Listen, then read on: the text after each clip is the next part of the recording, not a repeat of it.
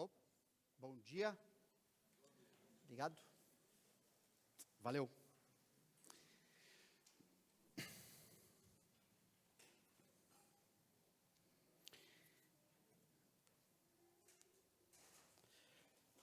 Estamos nessa série, combatendo a hipocrisia, princípios para vencer e combater. Isso que a gente começa a perceber, que é algo, infelizmente, mais presente em nossa vida do que a gente gosta ou quer admitir, né? Mas Deus nos mostra essas coisas justamente para a gente não se acomodar. Obrigado. Não se acomodar em nossa vida, muito menos estabelecer para nós mesmos padrões pessoais, ao invés de nos satisfazermos com a justiça de Deus e com aquilo que Ele pensa a respeito de nós e quer fazer na nossa vida. A gente já viu uma série de princípios dentro daquilo que Jesus ensina em Mateus 23, está concentrando nesse capítulo, Mateus 23, e vamos ver mais um hoje. Lembra que essas advertências de Jesus, esses ais, se baseiam justamente em interpretações errôneas das Escrituras que os fariseus faziam para procurar viver do seu jeito, de maneira hipócrita e não conforme o jeito de Deus.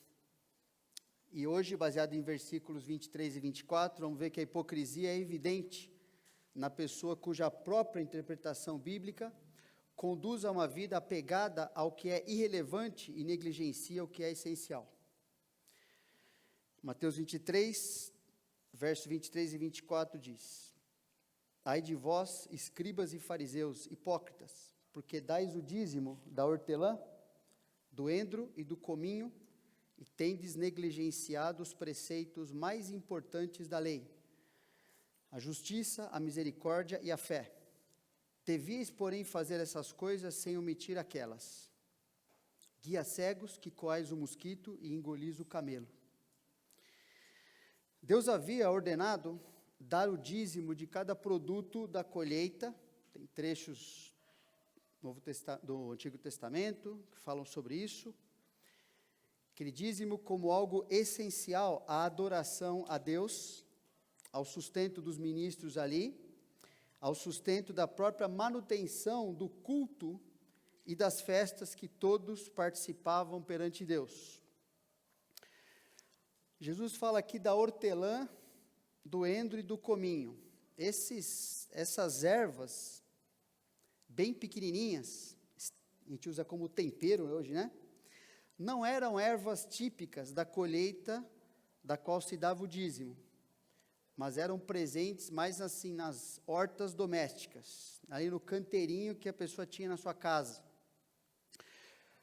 E por isso eles simbolizam aqui a atenção dada aos menores detalhes, que pode ser por motivo justo, o apego a esses detalhes pode ser por motivo justo ou motivo injusto. Infelizmente, aqui era motivo injusto devido à hipocrisia, já que os hipócritas eram mestres em demonstrar sua justiça nessas coisas minuciosas, enquanto negligenciavam aquilo que realmente importa para Deus, que ele fala que é o quê? A justiça, a misericórdia e a fé, que devem ser a marca no coração dos filhos de Deus. O coração de cada um de nós há uma tendência ao apego pelo ritual, ao invés de relacionamento redentor com Deus e com o próximo. E é disso que Jesus está falando aqui. Tem vários textos do Antigo Testamento que Deus mostra que Ele não estava atrás simplesmente de um cumprimento externo da lei, mas de uma transformação de coração, que só vem pelo relacionamento entre o pecador e o seu Salvador. Miqueias é um trecho, Miqueias 6, 6 a 8, é um trecho bem conhecido a respeito disso. Com que me apresentarei ao Senhor e me inclinarei ante o Deus excelso? Virei perante ele com holocaustos, com bezerros de um ano? Agradar-se ao Senhor de milhares de carneiros, de 10.000 ribeiros de azeite? Darei meu primogênito pela minha transgressão, o fruto do meu corpo pelo pecado da minha alma? Ele te declarou, ó homem, o que é bom e o que é que o Senhor pede de ti. Daqui que Jesus tirou o que ele falou em Mateus, que pratiques a justiça e ames a misericórdia e andes humildemente com o teu Deus. O conceito de praticar a justiça é reconhecer que a vida, segundo a perspectiva de Deus, é a única aceitável por Ele. E que por sermos pecadores, não queremos, nem conseguimos viver assim, a menos que Deus intervenha em nosso favor. Não está no ser humano viver dessa forma. Ele não consegue sem Deus. Por isso, o que ele faz? Ele começa a acreditar que, então, se eu me mantiver em rituais muito severos, Deus vai me aceitar dessa forma. Por isso que Miqueias está falando, não é assim. Aqueles rituais apontavam justamente para a necessidade do ser humano de reconhecer que ele precisa de um intermediário. Ele precisa de alguém que se apresente entre ele e o seu pecado perante Deus. E a gente sabe que essa pessoa foi o próprio Senhor Jesus. A vida que Deus requer de cada um de nós é uma vida que só pode ser produzida por um relacionamento vivo, contínuo com Deus, não por meio de seguir rituais. Senão a gente cai no que a gente conhece como religiosidade. Jesus fala também de ames a misericórdia.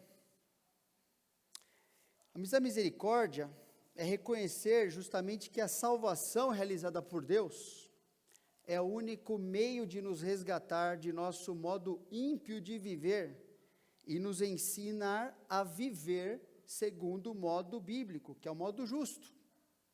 Só pela misericórdia de Deus, porque as nossas escolhas não são para viver como Deus quer, né?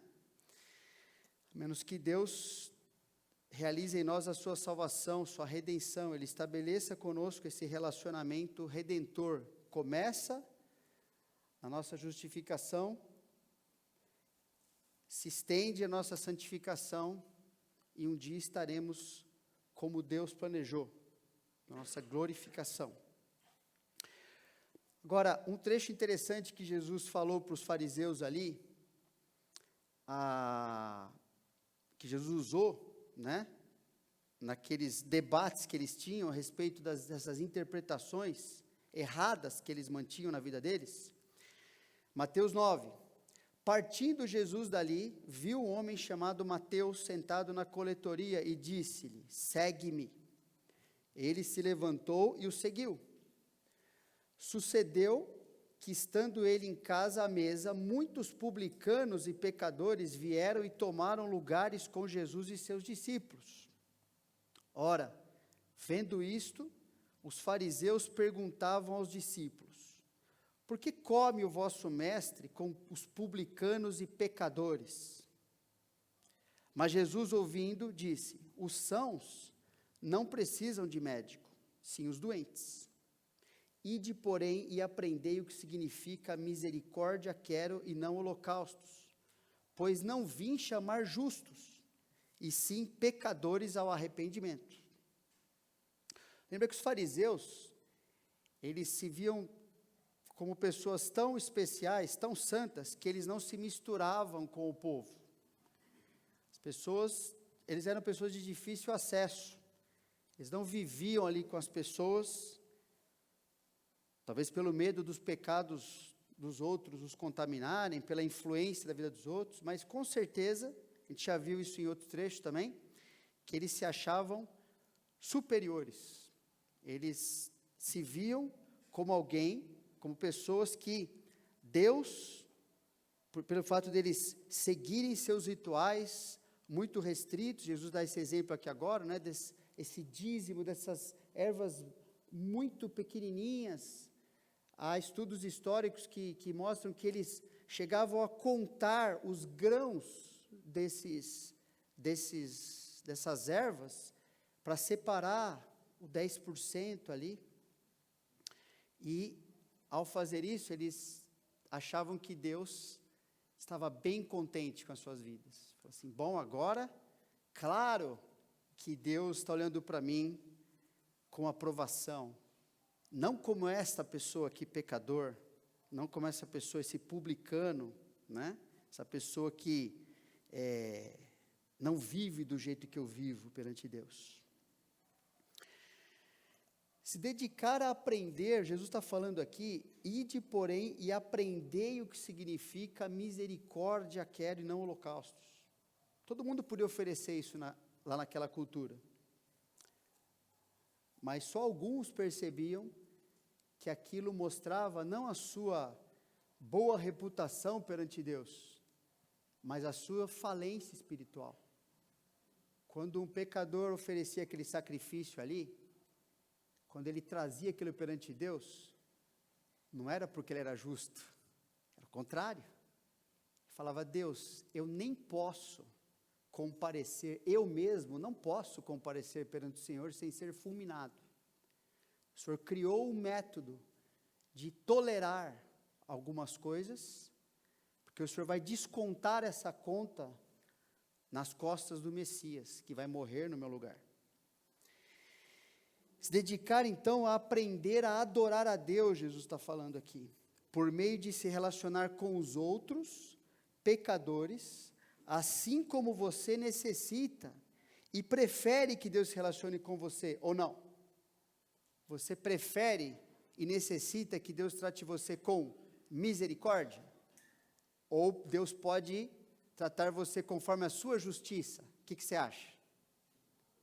Conforme você vai se apresentar perante o Senhor, conforme aquilo que você estabelece, olha Deus, eu quero que você olhe para isso aqui na minha vida, isso aqui que eu faço bem, isso aqui que eu sou bom, mas não, assim eu vou reunir todas essas coisas e dessa forma o Senhor olha para mim como eu sou bom e justo diante do Senhor. Quer fazer isso? O pecador sem Cristo está tentando fazer isso até que ele cansa, até que ele se rende, até que ele desiste, pelo peso dos pecados que ele está carregando. Até que Deus mostra para ele, fala, você não está indo para lugar nenhum, você só está seguindo a passos largos para a condenação que você merece. E aí, pela misericórdia de Deus, ele pode se voltar a Deus. Alguém aqui vive sem pecar um dia sequer? Portanto, cada um aqui vive necessitando da misericórdia diária de Deus, não é? Mas aqueles fariseus, quando olhavam para a vida das outras pessoas, não enxergavam isso. Enxergavam, como é que pode, se Jesus é o mestre, nós somos mestres, então se Jesus é o mestre, ele não devia estar se misturando com as pessoas, ele devia estar junto com a gente aqui, né, discutindo a lei. E Jesus fala também, andes humildemente com Deus, que é justamente reconhecer sua própria necessidade de se render a Deus, para ser perdoado, e de aprender a viver num processo contínuo de transformação. E importante isso aqui, reconhecer que os outros cristãos também se encontram nesse mesmo processo. E aqueles que ainda não se encontram nesse processo, são exatamente como você era antes de Deus salvar você. Porque é fácil, depois de andar um tempo com o Senhor Jesus, se tornar, ter um caráter meio farisaico, achando, a gente vai se distanciando da vida miserável que a gente tinha, e a gente começa às vezes a achar que nós mesmos somos melhores do que as pessoas que ainda não conhecem a Cristo e talvez nunca conhecerão.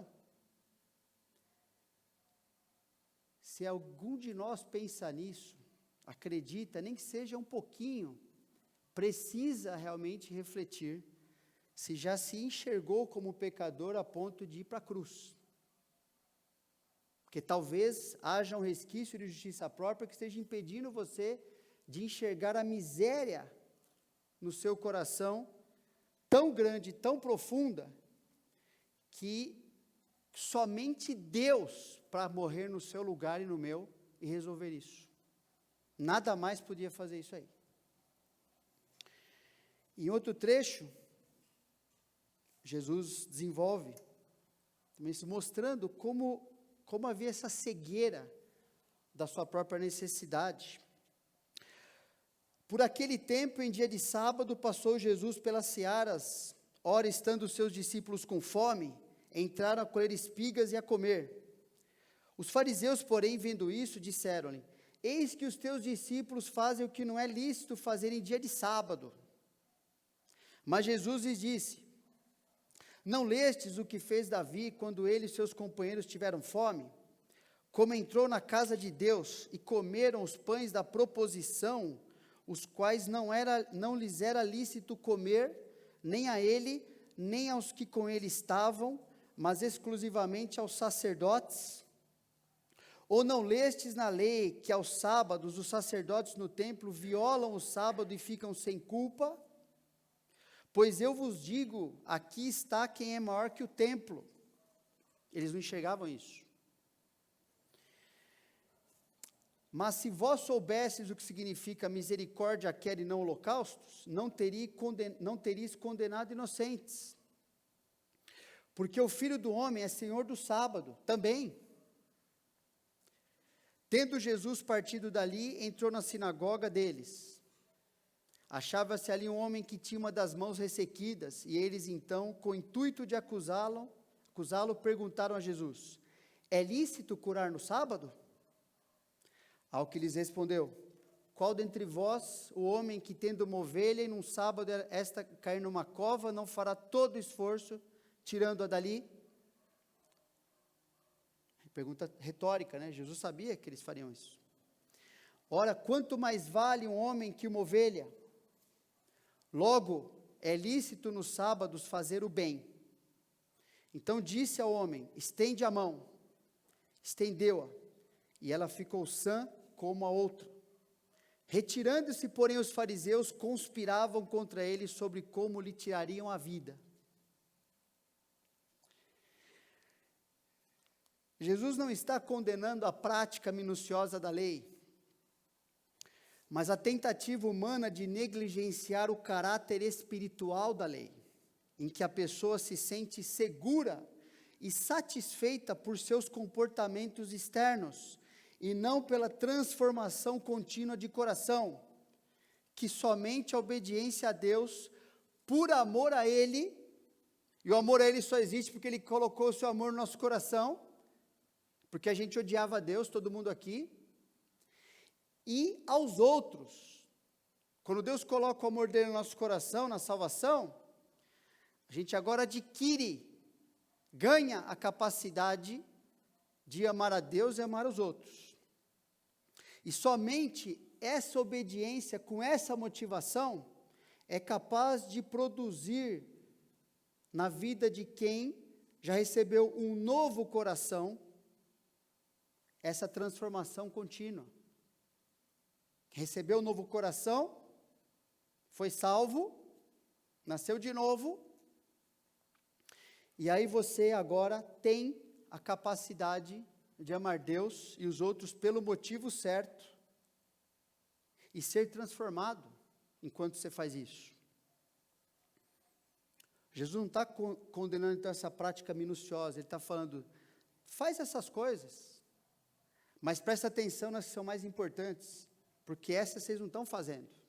Vocês não estão preocupados com isso, estão preocupados em se apegar a coisas que vocês são capazes de fazer, para mostrar como vocês são bonzinhos. Os hipócritas não compreendem que a lei serve para que o ser humano reconheça a sua condição de falência espiritual, e se aproxime de Deus ao reconhecer que todo o pecado cometido contra Ele e toda justiça requerida por Ele só podem ser resolvidos pela obra redentora do Senhor Jesus Cristo, em favor daquele que crê, não daquele que tenta agradar a Deus, não daquele que tenta viver da melhor forma possível, não daquele que acredita que Deus vai fazer uma continha ali no final e vai eliminar o negativo e manter o positivo. E isso é o mais importante na vida de qualquer pessoa. E quando Jesus estava ali com as pessoas, fazendo o bem e salvando pessoas, o coração daqueles hipócritas não conseguia se alegrar com isso, porque não era isso que interessava para eles. Não conseguiam se alegrar na essência do que Jesus estava fazendo. Deus estava vivendo entre eles, e eles não enxergavam dessa forma. Não enxergavam a majestade, a beleza do Senhor Jesus, não enxergavam a sua santidade, não enxergavam que nele estavam reunidas, toda a justiça, mas toda a graça de Deus também. Não enxergava a luz que ele estava trazendo. Desde a queda, nós queremos que Deus nos aceite e sejamos agradáveis a Ele, com base em nossos méritos humanos e ações que conseguimos realizar em nossos próprios esforços e critérios. Porém, isso é justamente a rejeição da graça redentora oferecida por Deus, tanto para iniciarmos nossa carreira cristã, quanto para continuarmos sendo transformados nela. E por isso mesmo se torna um motivo para Deus rejeitar todo aquele que tenta viver assim. Deus não vai aceitar, nunca, que aquilo que Ele fez seja sequer comparado ao que pecadores mortos tentem fazer, para substituir a sua graça, tentar ser aceito por Deus no seu próprio critério. E pior, eu acho que é pior para um cristão, tentar viver a vida cristã, baseado no seu critério, sendo que ele já reconheceu que ele não tinha nada para oferecer para Deus, e tentar chamar agora para o seu relacionamento com Deus agora, vivo, toda a podreira, toda a injustiça, toda a sua justiça própria, igual a injustiça, para que Deus o enxergue como sendo superior aos outros cristãos que também estão na luta na sua santidade. É somente como Deus os enxerga pela palavra que nós podemos nos avaliar.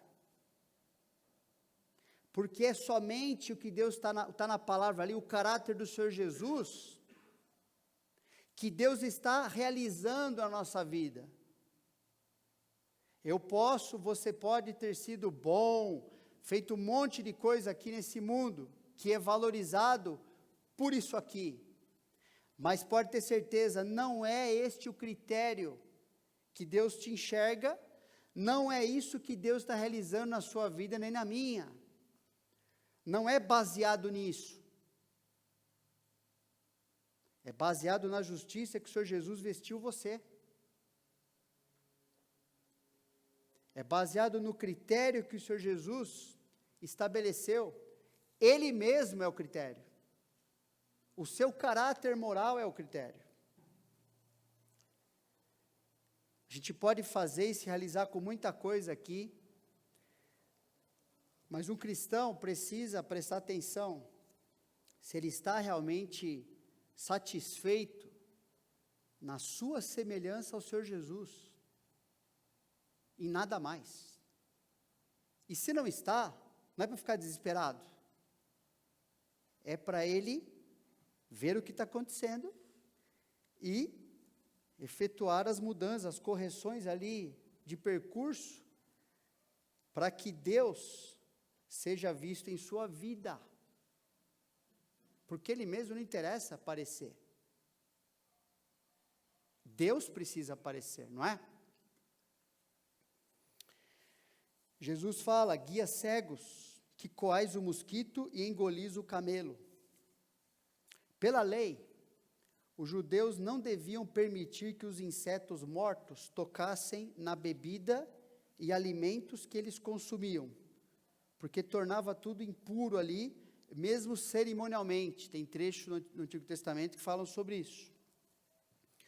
Por causa disso, segundo alguns historiadores, na época de Jesus, entre os fariseus havia um grupo que tinha a prática de coar os insetos maiores do que uma lentilha e não se importavam com os menores que isso. Mas outro grupo não permitia nem que um minúsculo inseto fosse deixado. Então tinha aquela discussão bem importante sobre isso. Por meio dessa comparação, Jesus está afirmando que a hipocrisia, falar da questão de coar o mosquito e engolir o camelo, no meio dessa comparação, Jesus está afirmando que a hipocrisia faz com que nosso foco na vida esteja naquilo que é menos importante. Mosquito, inseto insignificante. E não se concentre naquilo que é mais importante. Camelo. O camelo é o maior animal na Palestina. Nós não nos dedicamos ao que Deus considera como mais importante, por causa de assuntos menores, mas que para nós se tornam muito valiosos, justamente porque nos exaltam sobre os outros, nos fazem ser vistos como justos, ou melhores do que aqueles que não vivem da mesma forma. Esse é o motivo. Então a gente deixa passar o que é mais importante, e se apega àquelas minúcias, se apega a coisinhas, como se aquilo fosse o critério que Deus vai usar para tocar a nossa vida em frente. Porque aquilo que eu me apego, né, você também, você consegue, eu consigo fazer. Aquilo que eu consigo fazer, é fácil achar que, então é nisso que Deus me aprova. Nisso que eu sou bom, e o outro não é. É fácil a gente cair nisso, pessoal, não é? Agora, tem duas perguntas importantes aqui, que dentro do que Jesus ensinou, aquela cegueira que os fariseus tinham, em relação a não ver o bem que Deus estava fazendo para as pessoas, não enxergar a salvação que Jesus estava ali oferecendo, o relacionamento, a transformação de vida, não enxergar nada disso. Então a gente precisa pensar em duas perguntas importantes para a gente se avaliar. Primeira, a salvação que Cristo lhe deu é menos ou mais importante do que seu modo preferido de pensar e viver? Tem muito trecho que fala sobre isso aí. Mas um deles, e ele morreu por todos, para que os que vivem não vivam mais para si mesmos, mas para aquele que por eles morreu e ressuscitou, assim que nós daqui por diante, a ninguém conhecemos segundo a carne. E se antes conhecemos Cristo segundo a carne, já agora não o conhecemos desse modo. E assim, se alguém está em Cristo, é nova criatura. As coisas antigas já passaram, eis que se fizeram novas. Não é só o pecado que passou, é justamente o que passou também, que ficou para trás. Lembra em Filipenses, Paulo fala sobre isso? Ficou para trás toda aquela sensação, aquela fantasia, aquelas realidades nas quais ele se apoiava para se achar justo perante Deus e os outros. Lembra aquela lista, o seu currículo, a sua reputação ilibada perante a sua sociedade? Fica tudo para trás, considera tudo como um saco de lixo, tudo podre. Não é assim que Deus, não está procurando nada disso aí. Deus está procurando, cadê minha justiça? E não tem, ninguém tem. Então agora eu vou salvar você. Salvação que Cristo lhe deu é menos ou mais importante do que seu modo preferido de pensar e viver. O trecho fala, né? A gente conhecia Deus de uma forma muito errada. E enxergava as pessoas de uma forma errada, enxergava nós mesmos de uma forma errada, e falava assim, ó, tudo para trás. Chega. Se é menos importante, a salvação que ele deu é menos importante do que o seu modo preferido de pensar e viver, você precisa refletir se já nasceu de novo. Porque é justamente por acreditar que seu modo de viver é bom o suficiente sem Cristo, que cada pecador rejeita a salvação que ele oferece. Se é mais importante, você precisa refletir como seus valores, seus conceitos e jeito próprio de viver têm sido transformados pelo Evangelho. Porque quando a salvação acontece, ela é acompanhada de uma profunda transformação de vida, substituindo tudo aquilo em que sentimos seguros em nós mesmos, pela segurança de quem somos em Cristo.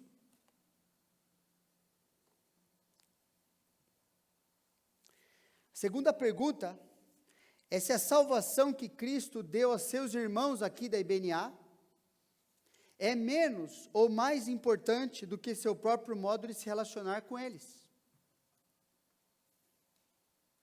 Está entendendo essa pergunta?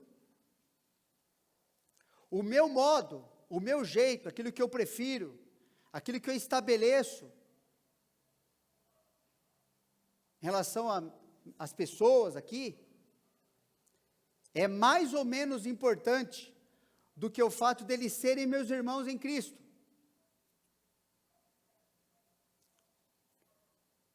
Filipenses 2, se há, pois, alguma exortação em Cristo, alguma consolação de amor, alguma comunhão do Espírito, se há entranhados afetos e misericórdias, e aqui essa palavra se pressupõe que há, porque está falando de cristãos, completai a minha alegria, de modo que penseis a mesma coisa, tenhais o mesmo amor, sejais unidos de alma, tendo o mesmo sentimento.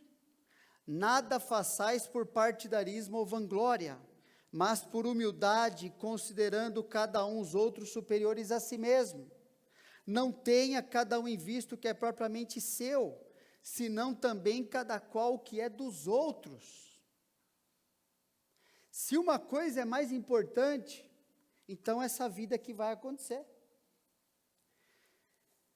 Se é menos importante, né, se é a salvação que Deus deu aos seus irmãos, se o fato de ter unido sua vida com essas pessoas em Jesus é menos importante do que seu próprio modo de se relacionar com eles, você precisa corrigir biblicamente sua visão acerca da igreja local, porque Deus escolheu usar a sua igreja como a única forma de cumprir seus propósitos para esse mundo e para a vida de todos que pertencem a Deus. Se é mais importante, você precisa amadurecer em viver junto aos outros, continuar, né, fazendo isso, conduzido pelo que o Evangelho define para você, em termos de relacionamentos e ministérios redentores. Porque quando a salvação acontece, quando é mais importante o que Deus fez, nos juntando em Cristo aqui, do que a minha forma de me relacionar com os outros, os meus valores, quando isso é mais importante que Deus fez, né? A salvação, ela é acompanhada do desejo e do poder de perseverar em relacionamentos e ministérios que o desafiam a mudar segundo a imagem de Jesus. Justamente porque esses relacionamentos, esses ministérios, o que a gente vive entre nós, põe para fora a realidade do nosso coração e as necessidades mais profundas do nosso coração. E a gente encontra na palavra de Deus tudo o que a gente precisa para aprender a viver do jeito que Deus quer. Então a gente persevera. É por isso que devemos nos apegar ao que Deus define como mais importante. E não está em nós fazermos isso. A gente não tem como definir. Eu acho que isso é mais importante. Não é da sua conta. Deus já definiu o que é mais importante. Não cabe a você ocupar o lugar de Deus na sua vida. Nossa parte é não permitirmos que nossos desejos, preferências e modos pessoais atrapalhem a obra de Deus em nos transformar de pessoas egocêntricas em pessoas que amam os outros, de modo cada vez mais intenso e sincero, segundo o padrão do amor bíblico que está lá, por exemplo, em 1 Coríntios 13. E quando esse amor é o que governa nossos relacionamentos, não nos apegamos ou julgamos a nós mesmos, nem aos outros por picuinhas e minúcias, mas pelo caráter transformado, pela evidência de Jesus na vida interior, e assim fica evidente que é o Senhor Jesus, não eu, mas é o Senhor Jesus que está aparecendo em nossa vida. Pois se o Senhor Jesus não exercesse seu amor paciente e continuasse se relacionando conosco, em nossa luta contra o pecado, ninguém aqui teria a menor possibilidade de ter comunhão com Deus nem com o seu povo, certo? Nossa energia que a gente gasta em nossos próprios critérios de vida, além de ser uma forma de viver segundo o nosso próprio entendimento, que Provérbios 3 fala que é insensatez, é a causa principal de toda falta de unidade, toda falta de comunhão, presença de confusão e quebra de relacionamento entre os crentes. Pois enquanto cada um tenta viver conforme seus critérios, não está vivendo segundo os critérios de Deus, seja a maneira bíblica. Não está se dedicando a servir a Deus e muito menos aos outros. Não está fazendo isso. Ou é uma coisa ou outra. E a hipocrisia permanece, enquanto nós acreditamos que negligenciar o que Deus determinou, seja para nós e para os outros, ainda pode ser considerado como vida cristã normal. Por isso a hipocrisia permanece. De achar que isso é normal. E que eu não preciso me dedicar, perseverar, justamente naquilo que está usando para transformar minha vida. Quero terminar lendo um trecho da palavra, que é um capítulo inteiro, na verdade, Isaías 58. Como lá no Antigo Testamento, o judeu já devia ter acordado para isso aí. Clama a plenos pulmões, não te detenhas, ergue a voz como a trombeta, e anuncia ao meu povo a sua transgressão, e à casa de Jacó os seus pecados. Mesmo nesse estado, estavam ali idólatras, vivendo cada um do seu jeito, mesmo nesse estado ainda me procuram dia a dia, têm prazer em saber os meus caminhos, como povo que pratica a justiça e não deixa o direito do seu Deus. Perguntam-me pelos direitos da justiça, têm prazer em se chegar a Deus, dizendo, por que jejuamos nós, e tu não nos atentas para isso? Por que afligimos a nossa alma? Afligir a alma é sinônimo de jejum. Por que afligimos a nossa alma e tu não levas em conta? Eis que no dia em que jejuais, Deus está começando a responder, cuidais dos vossos próprios interesses, e exigis que se faça todo o vosso trabalho. Eis que jejuais para contendas e rixas, e para ferirdes com punho iníquo. Jejuando assim como hoje, não se fará ouvir a vossa voz no alto. Seria este o jejum que escolhi? Que o homem um dia aflige a sua alma, incline a sua cabeça como junco, e estenda debaixo de si pano de saco e cinza? Chamarias tu a isto jejum e dia aceitável ao Senhor? Porventura não é este o jejum que escolhi? Que soltes as ligaduras da impiedade, desfaças as ataduras da servidão, deixes livres os oprimidos, despedace todo o jugo. Porventura não é também que se repartas o teu pão com o faminto, e recolhas em casa os pobres e desabrigados, e se vires o nu, o cubras, e não te escondas do teu semelhante. Então romperá a tua luz como a alva, a tua cura brotará sem detença, a tua justiça irá diante de ti, e a glória do Senhor será a tua retaguarda. Então clamarás e o Senhor te responderá, gritarás por socorro e lhe dirás, eis-me aqui. Se tirares do meio de ti o jugo, o dedo que ameaça, o falar injurioso, se abrires a tua alma ao faminto e fartares a alma aflita, então a tua luz nascerá nas trevas, e a tua escuridão será como o meio-dia. O Senhor te guiará continuamente. Aí, versículo usado tudo fora de contexto, né, muitas vezes. Para gente bota lá que paz, né?